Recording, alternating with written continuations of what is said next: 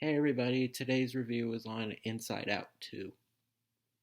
So, the plot of this movie is after the events of the first movie, a couple years later, Riley just turned 13 and she's about to enter high school. Which that doesn't make sense because, okay, I don't know how the American school system works, but here in Canada, high school starts in 10th grade, and I was 15 when I entered 10th grade, so how could she be 13? I'm getting ahead of myself. I shouldn't think too hard about this. And because of this, now she's a teenager and she's surrounded by other teenagers who are definitely different from a lot of other people she used to hang around with. She gets a lot of different emotions, like especially this new one called Anxiety, played by Maya Hawke, who who develops a lot of anxiety with Riley, and Riley gets really timid and nervous around other teenagers because she's at that stage in her life where she cares too much about how other people feel, and she kind of shelters herself, and Joy and all the other emotions want to guide her through it and leave anxiety out of it. And there's some other emotions like envy, embarrassment, etc. And they and all of a sudden all the five original emotions get out, and all the new ones start taking over Riley, and it starts to negatively affect her life. And it goes to show, even at outside, like there's a subplot where she joins a hockey team and she doesn't really get along with her. She has a lot of pressure under her friends, so all the original emotions go on a big journey to help the new emotions guide Riley through her new life. This movie was surprisingly really good. I mean, I guess for those who don't, I should start by saying what I thought of the first Inside Out movie. I like it. I don't think it's one of Pixar's best. Hot take.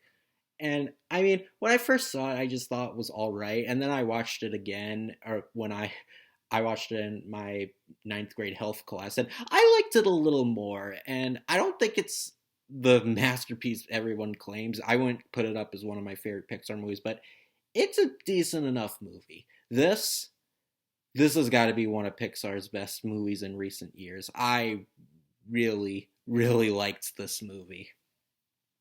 Yeah, it's honestly really surprising how much I enjoyed this film. I think I wouldn't say it's in my top 10 Pixar movies, but it would probably make an honorable mention because, wow, I can't believe how much I actually enjoyed this movie. It was really good. It's not perfect, though. I'll get to that.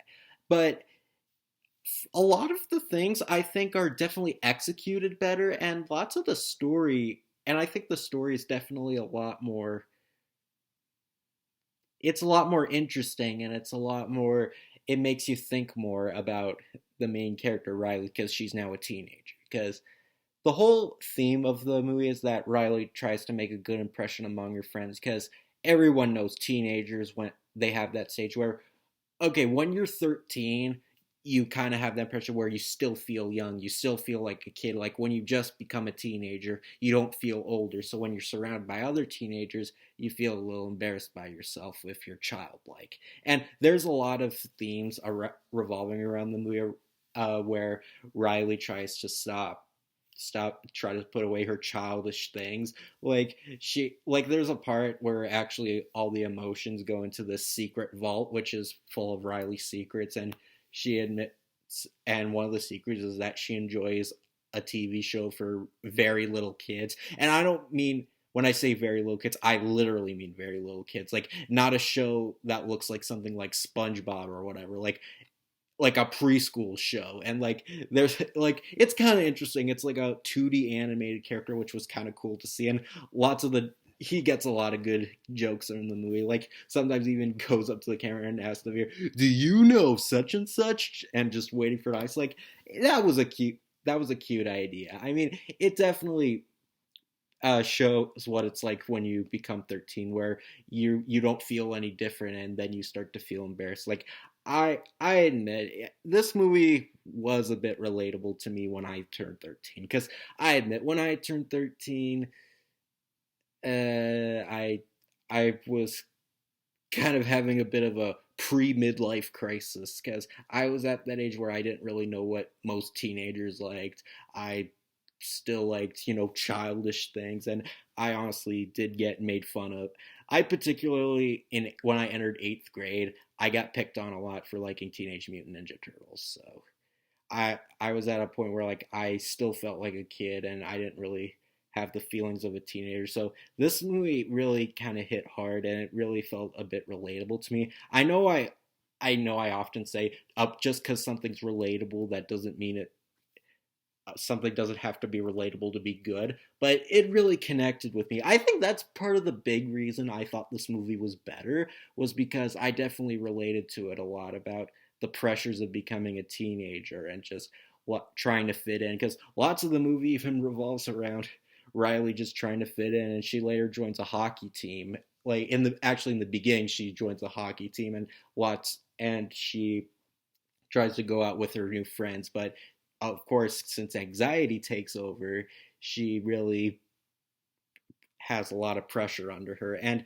one thing I do really like that this movie explores about the whole theme of anxiety is that it weighs out both the pros and the cons, which that's really something that I was not expecting this movie to do. Like it really showcases both sides of how anxiety is both good and bad because there are generally times when I was like, you know what, anxiety is right in this situation. Like early on in the movie, like she gets like anxiety gets really pressured into uh, sheltering herself from other people and debating on whether to do stuff in front of her. And you know what, I was kind of rooting for anxiety at first. I was like, yeah, this kind of is like a thing that should connect with Riley of how she should, try to do stick what's best for her and just try to contain and bottle up all her emotions. But later on in the movie, it shows the other side of it, which is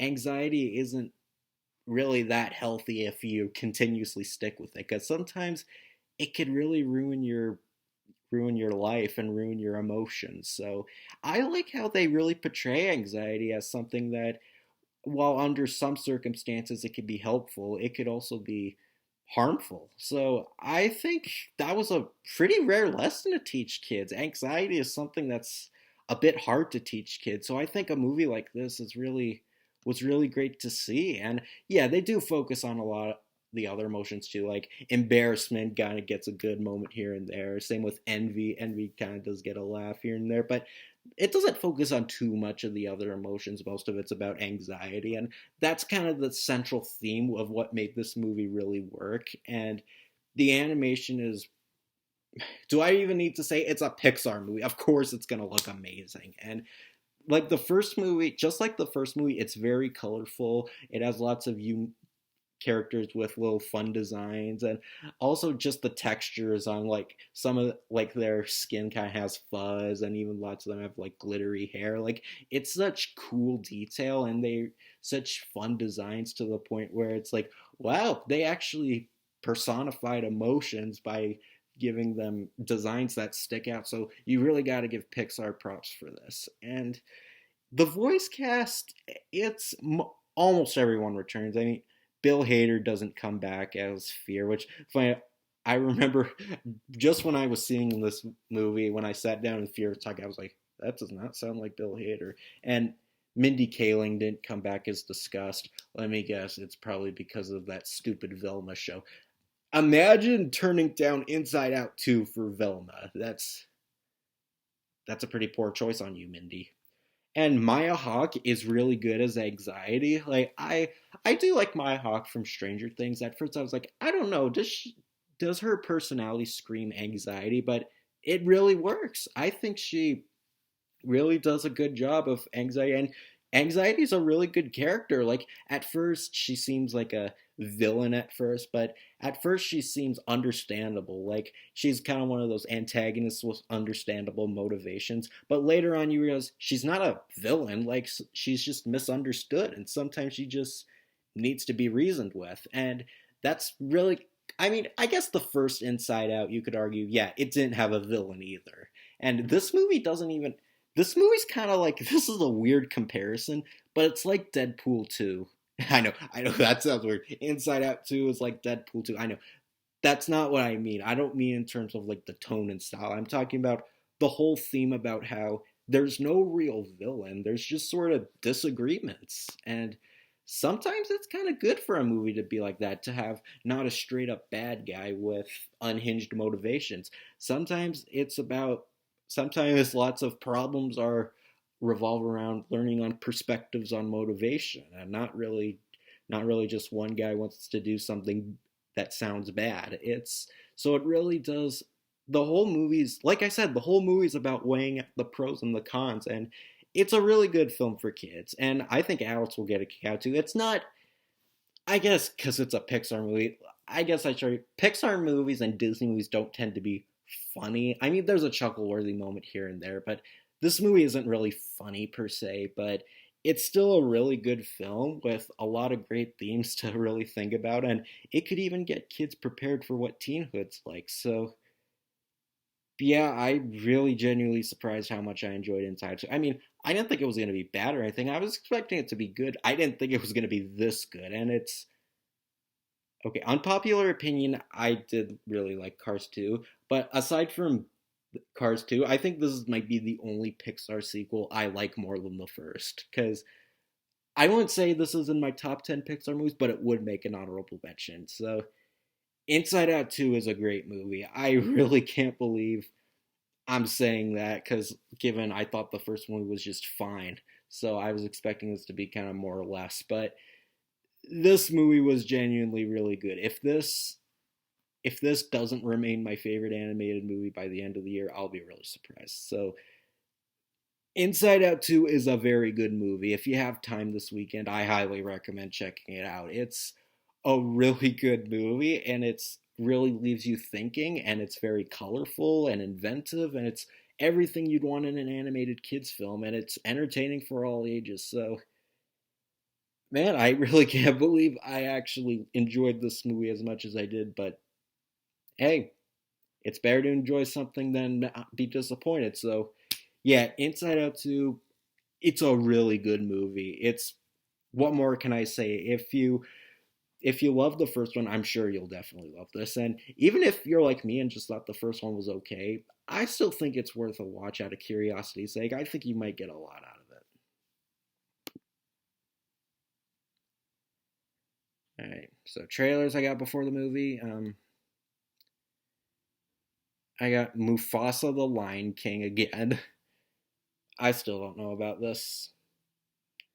Uh, I mean, I liked the Lion King remake fine, but I don't know. Maybe I'll wait for Disney Plus on this. I don't know. I don't really feel particular about it. I got Harold and the Purple Crayon. This still looks weird. Like I said in my Ghostbusters review, wasn't Harold a little child in the book? Like, I mean, the trailer doesn't suck. It just looks like a whatever movie. Like I, but I don't know. I didn't think Lyle Lyle Crocodile was going to be anything special, and it actually ended up being pretty okay. So maybe this will be the same thing. I got Despicable Me 4. This still, I think, is going to be a lot of fun. I'm not exactly excited for it, but I am looking forward to it. I think it'll be a fun time. And I got Moana 2. It didn't show much, but I did like the first Moana, so there might be potential for a sequel to to see like all the different lands that the other side of the ocean could bring. So it could be another good adventure movie. So this one might have potential, but yeah, Inside Out 2 is a really good movie.